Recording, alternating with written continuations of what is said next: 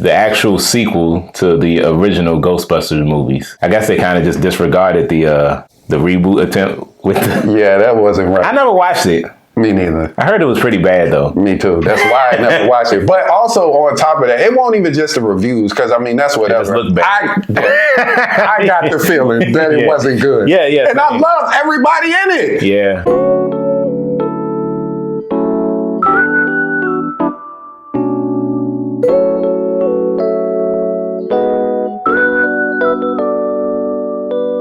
Hey, what's going on, y'all? Welcome back to Cinecism. I'm Eric. It's your boy Dante, man, and today we're going to be doing a review on Ghostbusters Afterlife. Ghostbusters Afterlife, the daughter of Egon, unfortunately he died. She's very much estranged from her father. She lives out in Chicago with her family, her son and daughter, struggling with finances, and she ends up getting kicked out of her apartment. They end up moving out to the middle of nowhere into Egon's old raggedy ass house. I couldn't believe that somebody even lived in there, just structurally. I had to find me a studio. Yeah, right. It didn't even look safe to live in. Right. Like, I looked at the roof, I was like, bro, that shit look like it'll cave in at any moment. After they move out there, Phoebe starts like uncovering some of her grandfather's secrets, and weird supernatural shit ensues. The mom, she ends up meeting Phoebe's teacher, who's like a seismologist, played by Paul Rudd. I love that dude. Me too. The entire family kind of slowly starts to find out just what the grandfather was up to all those years, and he was trying to prevent this impending doom. Obviously they tried to reboot this a couple years ago with the all-female cast, which I thought was a great idea. But I will say, I think this idea is a bit more ingenious and leads the way for a lot more future properties, which is that now it's really in the hands of children. They decided to make kids the Ghostbusters in this movie, which I thought was so smart to do. And I thought that the connection that they did too, with this being his granddaughter and everything, I really thought that was really smart. That was a real smart direction to go. Honestly, given the type of hijinks that they were getting into, it felt childish anyway. It's just now that there are actual children involved. I thought that was cool. This movie surprisingly got a lot of tender moments too. You wouldn't think so. It's definitely hit on some emotional beats here too, especially with regards to the abandonment stuff with Egon. And, this movie will creep up on you and get kind of serious in lieu of a lot of the jokes, which I thought was kind of cool too. Let's talk about Phoebe, man, because I liked her little dry humor and personality, man. I love that they infused so much of Egon's personality into her character. I thought it was pretty cool, and I thought it was a good idea. Speaking of that, right, like her cynical nature and everything. So when the movie first started, I thought it was kind of like just her personality. Mm-hmm. But then as the movie progressed, it kind of seemed like they were trying to hint that she was on the spectrum, like autism. You know what? When they was in the vehicle, I kind of gathered that too. Okay. Like, it was never explicitly stated, but I definitely formulated that opinion myself as I was watching it. If we both thought that, I'm assuming that was what they intended. And I appreciate the way that they did that too, because a lot of times in these movies, they try to beat you in the head with it. In reality, it's a lot more subtle than that. Yeah, in most cases, when you actually come into contact with people with autism. Yeah. 'Cause I have autistic people in my family. Same. And I know the nuances that come with that. And I liked also that even though she had the personality type that she did, you could tell she still had close relationship with both her mother and her brother. Yeah, she's an outcast in her family, but not to the point where she doesn't feel love. Yeah, so Phoebe is really, I would argue, is probably the main character, because the story is pretty much driven by her actions. We get to see Trevor too, her brother, and he does some things that kind of move the plot forward, but mainly it's Phoebe that we follow. And honestly, it's her that's really doing a lot of the Ghostbusters uncovering, and like you said, they clearly made her personality reminiscent of Egon, and it was real cool that she kind of got to talk to his spirit throughout the entire movie. It's like his spirit went into one of his machines, and through that he was able to talk to her. I guess he was manipulating like electro waves or something like that. We not gonna dig into the science behind it. The daughter though, Callie, she is very much dismissive of her father and the legacy, because she didn't. Granted, she didn't know shit about him. He kind of kept a lot of secrets from her. And from her point of view, he kind of just left the family and not kind of. He absolutely just abandoned the family and never contacted them again. I thought the mom was hilarious. Yeah, and she, once again, like I said, those emotional beats, she really hit those when, she was talking about the abandonment that she felt. Because she's angry, you know what I'm saying? She knows, she hasn't told her children about their grandfather being a Ghostbuster and none of that, because, obviously she probably feels like him doing that is part of the reason why he abandoned her in the first place. So, you know, she don't want to embrace that. She don't really want her kids to know anything about him. I thought she played that very well, but I loved her, like, her cynicism, pun intended, but you know what I'm saying? And I appreciated it. I thought she played very well off of Paul Rudd, who she was, you know, they were supposed to be, you know, linking up in this movie. First of all, I thought that the humor in this movie overall was just well done. It was fun, innocent, like funny moments. I swear to you, when I was watching this movie, we are on the same page. I was like, man, this movie is really well written. You know, I mean, the comedy was so funny to me. Like, I was laughing out loud, like, wow. And just witty jokes, and they weren't overly doing it. That's the thing that I respected. They like would have a joke, it would be funny, and they move on. The little marshmallows. The little marshmallow dudes had me tripping, man. They had so much personality, bro. It was like each one. Yeah, the way they was getting destroyed. That's what it was. Like, smiling the whole time. They were like cooking each other. It started getting kind of like dark. They was on the little goddamn the iRobot, man. And they rolled one of them over. I was like, oh, they killing each other.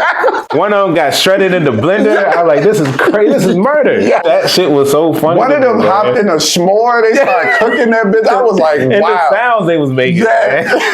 Paul Rudd's face was just like, what the actual fuck? Even the way he reacted was not. I don't know if it's because these people know of the ghost existence or something, but the way that they were reacting, I don't know, man. I just thought it warranted a little bit more. Like it would have for me. I mean, now when the demon monster came out, he definitely started freaking out a bit more. Well, because that thing was his side.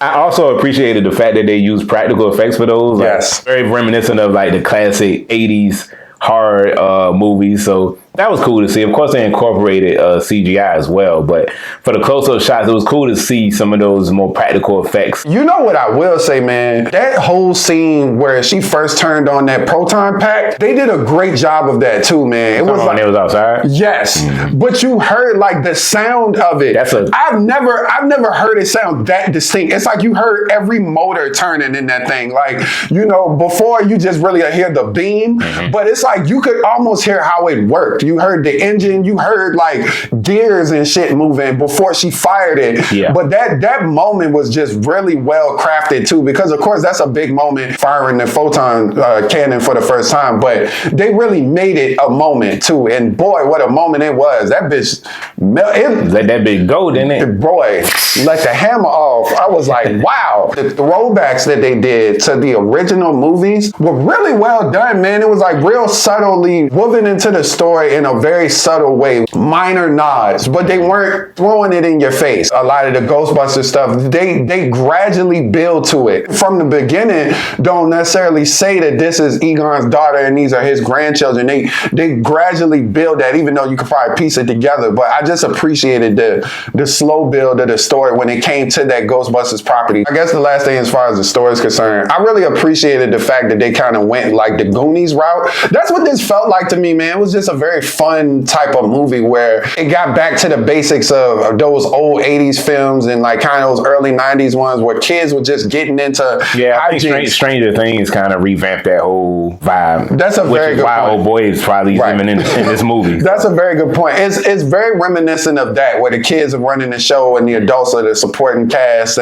But they did a really good job with that, man. And I like I said, I just thought it was ingenious and kind of like a light bulb went off. Was like, yeah, this is what you do if you want to reboot this. You get kids. The last part, the cameo, that was cool, man. It was cool to see them all together again. I know Harold Ramis. Harold Ramis, that's the name. Yeah, unfortunately, he passed recently. A couple years ago, yeah, I think. So I know they had to CG him in there. I thought that it hit harder because, of course, the character is deceased in the movie, but also with him being deceased in real life. They kind of mirrored their relationship too, because I heard that they weren't on the best of terms for like a long time. So, hey, speaking of which, these motherfuckers. She all right? All right, okay. No, I'm talking about the Dan Aykroyd and Bill Murray. Oh my God. The other guy, the Winston, he looked fine. Bro, he the oldest, which is crazy. He looked fine. I looked it up. This man like 75 or 76 years old. Is he really that old? Yes. He does not look it. And Bill Murray, I think like 71, and Dan Aykroyd like 69, I think, or something like that. I'm like, damn. Bill Murray just looked older. Like Bill Murray been looking old for a minute. Yeah, that's fair. That's fair. He was looking old old as fucking zombie. Exactly. Like, I was just about to say that. Yeah, that's a fact. Shit, he ain't look that young as Space Jam. You're right.